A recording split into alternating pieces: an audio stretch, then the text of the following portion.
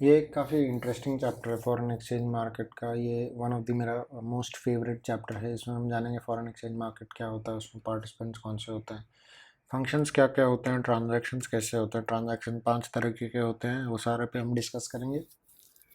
इसमें सबसे दो मोस्ट इम्पॉर्टेंट जो हैं वो ये दो हैं।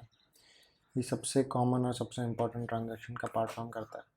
तो पहले टॉपिक से चालू करता हूँ, foreign exchange market. Foreign exchange market क्या होता है? जहाँ पे इंटरनेशनल करेंसीज का एक्सचेंज होता है। और आप सोच रहे होंगे ये एक फिजिकल मार्केट होगा। ये एक फिजिकल मार्केट नहीं है, ये एक ऐसा मार्केट है जो फिजिकली एग्जिस्ट नहीं करता, बट इसके पार्टिसिपेंट्स के थ्रू आप कहीं पे भी ये जो है ट्रांजैक्शन कर सकते हैं इंटरनेशनल करेंसी एक्सचेंज का।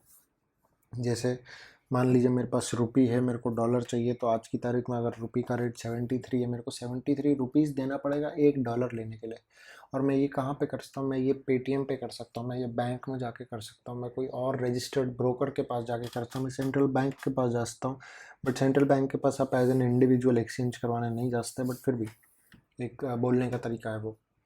फिर आता है पार्टिसिपेंट्स। हमारे पास पहला आता है रिटेल क्लाइंट्स। रिटेल क्लाइंट्स वो इन्वेस्टर जिसका अमाउंट जो है काफ़ी छोटा रहता है, वो डीलर्स या ऑथराइज्ड एजेंट्स जो होते हैं, कमर्शियल बैंक्स जो होते हैं, उनके साथ जाके ट्रेड करते हैं। फिर आता है कमर्शियल बैंक्स। कमर्शियल बैंक्स जो हैं आपके HDFC bank, axis bank, SBI, ये सब जो है ये लोग आपका फॉरेन एक्सचेंज के ट्रांजेक्शन आपके लिए करके देते हैं।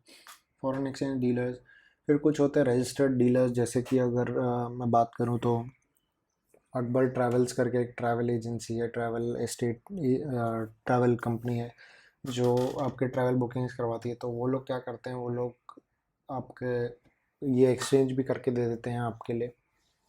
तो ये क्या हुआ, ये फॉरेन एक्सचेंज डीलर्स हुए, यानी कि बैंक्स भी आ गए इसमें, इन्वेस्टमेंट फर्म्स भी आ गए, ब्रोकर्स भी आ गए, ये लोग डीलर्स का काम करते हैं। फिर हमारे पास आता है ब्रोकर्स। ब्रोकर्स, अब मैं यहाँ पे बोलूँ तो मैंने पेटीएम का नाम लिया था। पेटीएम पे जाकर फॉरेन एक्सचेंज ले सकते हैं। तो वो क्या करेगा? पेटीएम, पेटीएम एक ब्रोकर है। आप पेटीएम से ट्रांजैक्शन करेंगे, पेटीएम अकबर ट्रेवल्स के साथ करेगा, और फिर जो आपको पेटीएम वो कैश ला के देगा। आपने $10 डिमांड करे, पेटीएम आपसे 700 और थोड़ा सा कमीशन लेगा। फिर पेटीएम अकबर ट्रैवल्स के पास जाएगा, उनको बोलेगा भाई $10 दे, तो पेटीएम उनको 700 और फिर जो एक उनका कमीशन है वो देगा। जो बैलेंस बीच में बचता है वो पेटीएम का प्रॉफिट हो जाएगा उधर।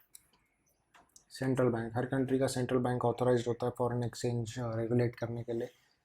फॉरेन एक्सचेंज करेंसी उनके उनकी कंट्री में रेगुलेट करने के लिए इंडिया में RBI है, रिजर्व बैंक ऑफ इंडिया, उनके पास पावर है।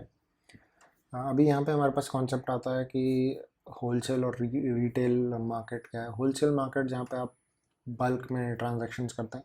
जो यूजुअल लोग होते हैं, ट्रैवलर्स होते हैं, जिनके पास कम अमाउंट में मनी है, वो लोग होलसेल मार्केट में नहीं जाते हैं। होलसेल मार्केट में कौन जाता है? बैंक्स जाते हैं, या बड़े इन्वेस्टर्स जाते हैं। ऐसे लोग जाते हैं जो स्पेक्यूलेट करते हैं, हेजिंग करते हैं, बट बड़े बेसिस पे।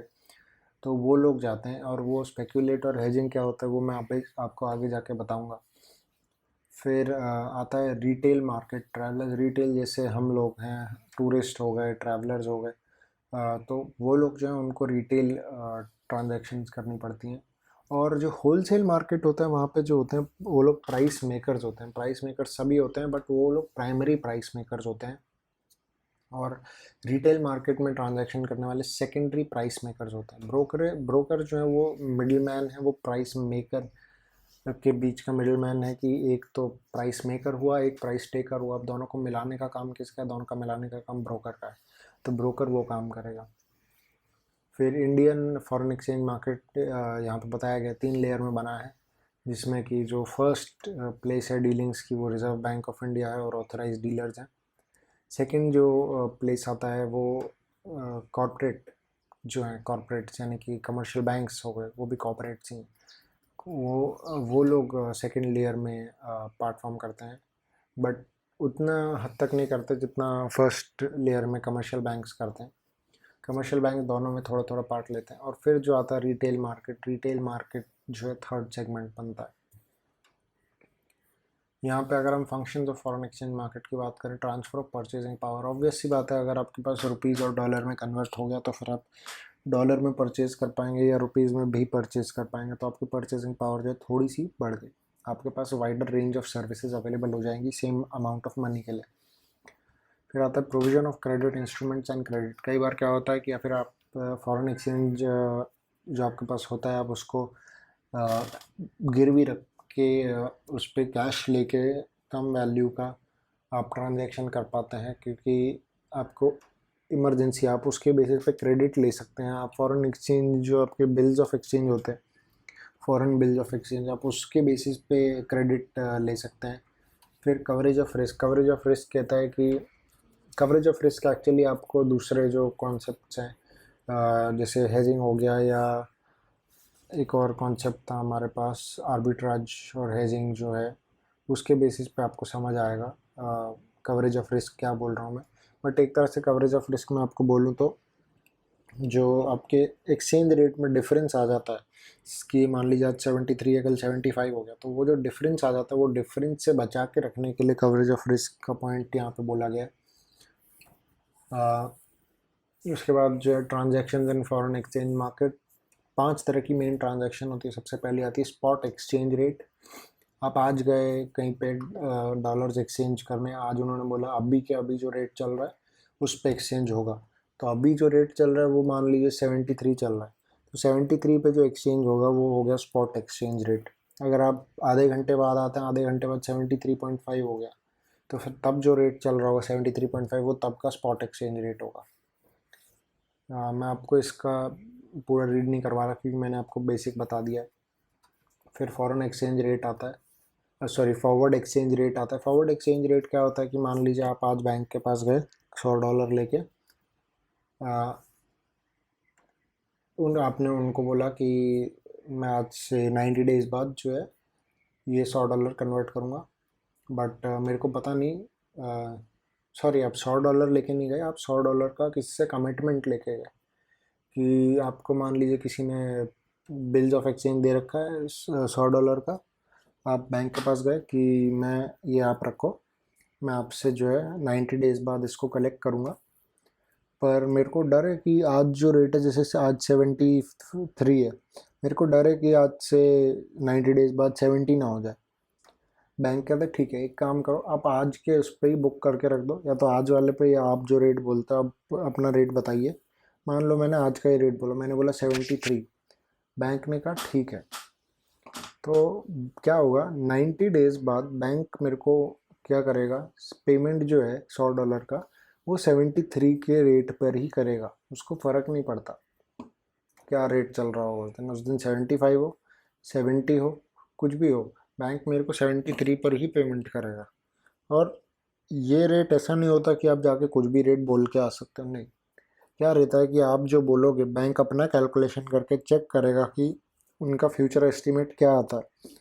आज जो 90 डेज़ के बाद का पीरियड है, क्या एस्टीमेट आता है कि रेट क्या होगा एक्सचेंज रेट, तो बैंक आपको कुछ एक अपनी तरफ से एस्टीमेट देगा, आप अपना एस्टीमेट दोगे, कुछ नेगोशिएशन होगा और एक रेट जो है फाइनलाइज होगा बैंक और आपके बीच में। तो वो जो रेट फाइनलाइज हुआ वो है फॉरवर्ड रेट, ताकि वो आज से 90 डेज़ बाद जो है बैंक आपको उस रेट पे पेमेंट करेगा। तो ये क्या होता है 30 डेज़ का होता है, 60 डेज़ का होता है, 90 डेज़ का होता है, बट कुछ ट्रांजैक्शन जो है 180 और 360 डेज़ की भी होती हैं। फिर आता है आर्बिट्राज। आर्बिट्राज क्या है, आर्बिट्राज उन लोगों को वो लोग यूज़ करते हैं जिनको रिस्क फ्री या रिस्क लेस प्रॉफिट कमाना है, किसमें, जो बैंक्स के इंटरेस्ट रेट हैं और जो फॉरवर्ड रेट चल रहे हैं। अगर फॉरवर्ड रेट डिस्काउंट पे चल रहा है, यानी कि फॉरवर्ड रेट 73 का 70 पे चल रहा है तो डिस्काउंट हुआ, 73 का 75 पे चल रहा है तो प्रीमियम पे हुआ, तो वो फॉरवर्ड रेट पे जो प्रॉफिट अगर आपको कमाना है रिस्क फ्री, तो फिर वो आर्बिट्राजेस होता है। इसका मैं एग्जांपल आपको रीड करूँगा। Suppose rupees is equal to dollar, exchange rate prevailing in India is 70 rupees for $1 and in US 68 for $1। अभी क्या होता है कि कई बार इंडिया से जो अगर आप डॉलर परचेज करोगे आपको एक अलग वैल्यू आएगी, और एक सेम डॉलर के लिए यूएस से आप रुपीज़ परचेज करोगे आपको एक अलग वैल्यू आएगी। ये किस लिए होता है कि ट्रांजैक्शंस जो है सेटल होने में टाइम लगता है, प्राइस आसपास का ही होगा बट वो ट्रांजैक्शन सेटल होने में टाइम लगता है, जिसकी वजह क्योंकि डिमांड और सप्लाई की बात हो रही है यहाँ पे। तो मान लीजिए इंडिया में डिमांड ज़्यादा है, सप्लाई कम है। सेम टाइम पे यूएस को थोड़ी पता होगा कि इंडिया में डिमांड ज़्यादा है और सप्लाई कम है। हो सकता है यूएस में उल्टा हो, इसका डिमांड कम है सप्लाई ज़्यादा, जिसकी वजह से प्राइस वेरिएशन आ सकता है। तो उसकी वजह से रेट में फ्लक्चुएशन आती है। तो ये चीज़ जो है इसका कई लोग फ़ायदा उठाते हैं। 2 रुपये पर डॉलर जैसे ये पर्टिकुलर सिनेरियो में डिफरेंस आया, तो लोग क्या करेंगे, यूएस में ख़रीदेंगे रुपीज़ और इंडिया में बेच देंगे डॉलर के लिए, तो उनको क्या है उसके पे प्रॉफिट मिल जाएगा। तो ये जो चीज़ होती है ये काफ़ी प्रॉब्लमेटिक होती है। फिर अगर इसमें ये आर्बिट्राज है, आर्बिट्राज में भी फिर 2 कैटेगरीज हैं और दोनों कैटेगरीज में 2 सब कैटेगरीज आती हैं। एक आर्बिट्राज आता है इंटरनल आर्बिट्राज और एक आता है इंटरनेशनल आर्बिट्राज। इंटरनल यानी कि अगर आप कंट्री के अंदर ही आपको रेट डिफरेंस मिल गया, जिसकी वजह से आप ये कर रहे हैं कि एक जगह से खरीदा दूसरे में बेचा, तो वो इंटरनल हो गया। और अगर इंडिया यूएस में मिलता है जैसे, तो ये इंटरनेशनल हो गया, जैसे एग्जांपल में दिया था। और जो दूसरी कैटेगरी में आर्बिट्राज आता है वो कवर्ड और अनकवर्ड आता है। अनकवर्ड यानी कि आपको ये स्पेसिफिकली इंटरेस्ट को लेकर है। आपको जो इंटरेस्ट के बीच में डिफरेंस आ रहा है, अगर आपको उसमें लॉस हो रहा है और आप उस पे इंश्योर्ड नहीं है, आपको उस पर कोई इंश्योरेंस कवर नहीं कर रहा है या कहीं से आपको कुछ उस पर कवर नहीं मिल रहा, तो वो अनकवर्ड हो जाता है। उस पर लॉस आप बेयर कर सकते हैं। प्रॉफिट हाई हो सकता है बट लॉस भी फिर हाई हो सकता है। और कवर्ड पे क्या है, कवर्ड पे आपका पैसा जो है डूबने से बच सकता है। एक लिमिट तक आपको इंश्योर कर दिया जाता है, जिसके बेसिस पे आपका जो लॉस होता है वो मिनिमाइज हो जाता है। फिर हमारा अगला कॉन्सेप्ट आता है हेजिंग। हेजिंग अगर बोले तो क्या है, उन लोगों के लिए है जो अपने आप को एक्सचेंज रेट डिफरेंसेस जो होते हैं, एक्सचेंज रेट चेंज होते हैं, उससे बचा के रखना चाहता है। तो एक एग्जांपल से मैं एक्सप्लेन करता हूँ। यहाँ पे जो एग्जांपल दिया है, एक बंदा है, यूएस से 50,000 के गुड्स उसने इंपोर्ट करे, उसने पेमेंट करा 3 महीने का। उसने बोला पेमेंट करता है, 3 महीने बाद आप ये पेमेंट आज लेके जाओ, 3 महीने बाद इसको आप कैश कर लेना। ठीक है, उसने कैश कर लिया, बट आज का रेट तो क्या है, 70 रुपीज़ पर डॉलर है, जिससे 35 लाख की वैल्यू आती है। और आज के 3 महीने बाद पता नहीं क्या वैल्यू आएगी। तो उस बंदे ने फॉरवर्ड एक्सचेंज रेट बुक कर लिया। उसने बोला 70 एट $1 3 महीने के लिए कर, ताकि 35 लाख की वैल्यू है। तो अगर ये जो बंदा है ये इस एग्रीमेंट में एंटर करे कि मैं ये सेम ट्रांजैक्शन जो है 70.25 पे करूँगा, ये अज्यूम करके कि रुपये का डिप्रिसिएशन वगैरह होता है, तो 3 महीने बाद उसको जो है तकरीबन 12,500 रुपये ज़्यादा मिलेंगे। बट क्या होता है कि तब के टाइम अगर स्पॉट रेट 70.25 से ज़्यादा हो तो उसको नुकसान हो सकता है वहाँ पे, कि सॉरी ज़्यादा नहीं, कम हो, तो मैं कह रहा हूँ गलत बोल गया, सॉरी। अगर तब का उसने 70.25 पे बुक करा और तब का स्पॉट रेट मान लो 69 निकला, तो वो पॉइंट पे उसको नुकसान होने से एक बार को बच ज़रूर जाएगा, बट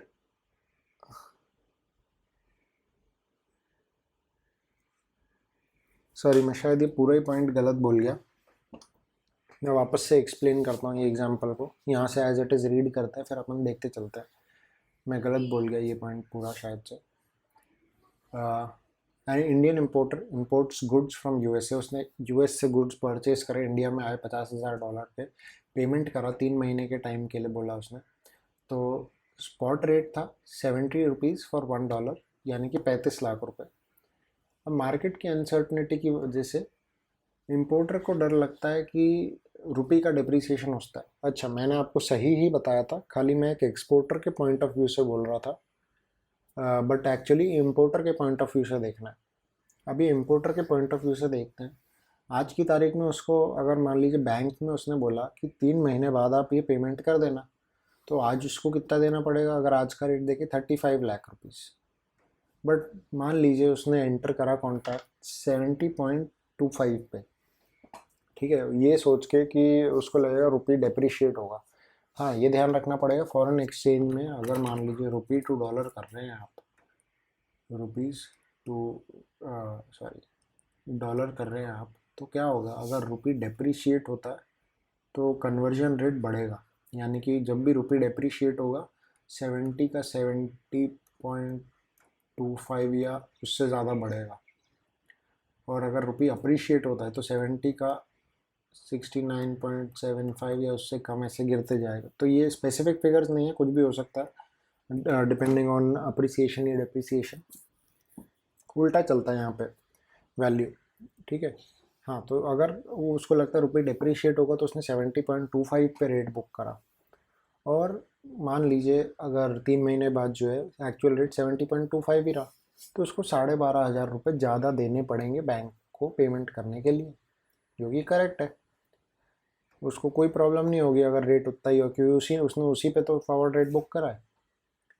बट अगर क्या होता है रुपी 69 पे आ जाता है और उसने 70.25 का रेट बुक कर रखा है, तो क्या होगा उसको, अगर वो रेट बुक नहीं करता तो उसको 69 इंटू $50,000 करना पड़ता पे, जो भी एक एक्स फिगर आएगा। बट अभी क्या करना है, उसको 70.25 इंटू $50,000 पे करना है, तो अगेन एक एक्स फिगर आएगा, और ऑब्वियसली ये ज़्यादा होगा, ये उसको पे करना पड़ेगा। तो ये प्रॉब्लम हो जाएगी उसके पास अगर रुपी की वैल्यू अप्रिशिएट कर जाती है वो टाइम पीरियड में। तो ऐसे लॉसेस से अपने आप को प्रोटेक्ट करने के लिए लोग हेजिंग करते हैं। फिर आता है स्पेकुलेशन का। स्पेकुलेशन वो लोग करते हैं जो, जिनको लगता है कि आज रेट मान लीजिए 70 है और 1 महीने बाद 73 हो जाएगा, तो उनको ज़्यादा उससे ₹3 का पर डॉलर एक्स्ट्रा रिटर्न आ जाएगा। तो ये लोग उस बेसिस के लिए जो है एक डॉलर परचेज करके रखते हैं कि उनको प्रॉफिट कमा सके। उनको डॉलर यूज़ नहीं करना, उनको सिर्फ ट्रेड करना है, प्रॉफिट कमाना है उस पर।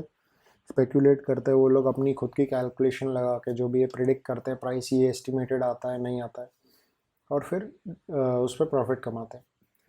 तो ये चैप्टर भी जो है हमारा ख़त्म होता है फॉरेन एक्सचेंज मार्केट। आपको मैं फिर से बताना चाहूँगा, ये चैप्टर के लिए बुक चाहिए हो तो आपको नोट्स लिंक डिस्क्रिप्शन में मिल जाएगा, नोट्स चाहिए तो उसका भी लिंक डिस्क्रिप्शन में मिल जाएगा। सजेस्टेड ये रहेगा कि ये बुक्स के जो एंड में MCQ हैं, आप इसको सॉल्व कर ले, ताकि पेपर पता नहीं हमको किस पैटर्न में आएगा, हमको क्या करना पड़ेगा एग्जैक्टली वो हमको कुछ टाइम बाद पता चलेगा। तो तब तक के लिए आप MCQ सॉल्व करके रखिए, आपको प्रैक्टिस हो जाएगी, रीड कीजिए, आपको आइडिया लग जाएगा। मैं आपको अगले चैप्टर में मिलता हूँ। Thank you.